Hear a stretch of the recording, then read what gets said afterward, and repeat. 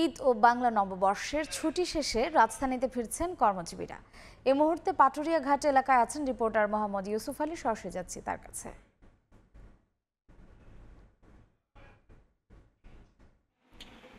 ঈদ ও বাংলা নববর্ষের দীর্ঘ 5 দিন ছুটির পর কিন্তু আজকে দ্বিতীয় কর্মদিবসে মানুষ কিন্তু কর্মমুখী হচ্ছে। তবে ঘাট এবং এই যে মহাসড়কে কোনো যানজট না থাকায় মানুষ কিন্তু স্বস্তি নিয়ে তার কর্মস্থলে যাচ্ছে। তবে অভিযোগ একটি, সেটা হচ্ছে যানবাহনগুলোতে বাড়তি ভাড়া নেওয়ার অভিযোগ যাত্রীদের।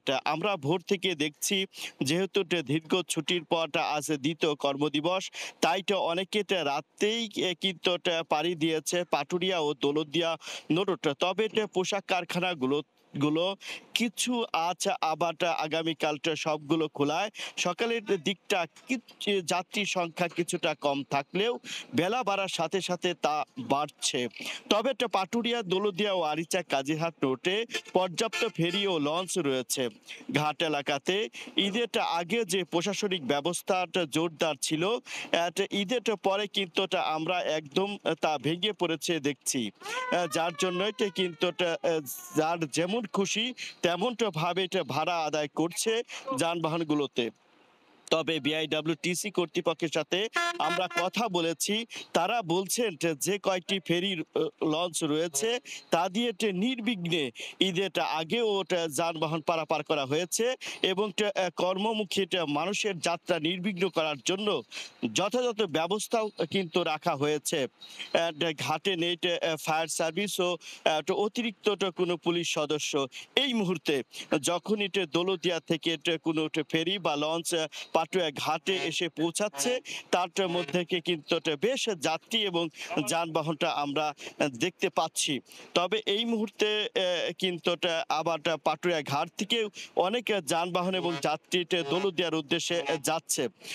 আমরা যাত্রীদের সাথে কথা বলেছি, তাদের চোখে মুখে কিন্তু আনন্দের ছোঁয়া রয়েছে।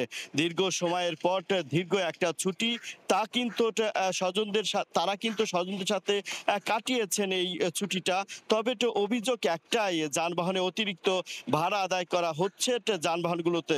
এই মুহূর্তে পাটুরিয়া ঘাটের 5 নম্বর ঘাট থেকে গৌরী নামের একটি ফেরি ছেড়ে চলে গিয়েছে দৌলতদিয়ার উদ্দেশ্যে। 4 নাম্বার ঘাটে রয়েছে বীরশ্রেষ্ঠ জাহাঙ্গীর এবং ভাষা শহীদ বরকত।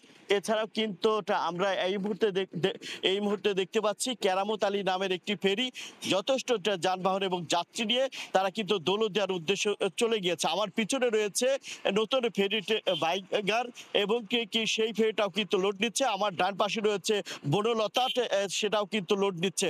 অর্থাৎ পাটুরিয়া দৌলতদিয়া ঘাটে একটা চাঞ্চল্যকর অবস্থা সৃষ্টি হয়েছে। পাটুরিয়া, দৌলতদিয়া, আরিচা কাজিরহাট রোডে মোট 33টি লঞ্চ এবং 22টি ফেরিতে এবং 41টি স্পিড বোট চলাচল করছে। এই ছিল আমার কাছে পাটুরিয়ার ঘাট থেকে সর্বশেষ তথ্য। ফিরতি যাত্রার খবর জানতে সরাসরি ছিলাম পাটুরিয়া ঘাট এলাকায়।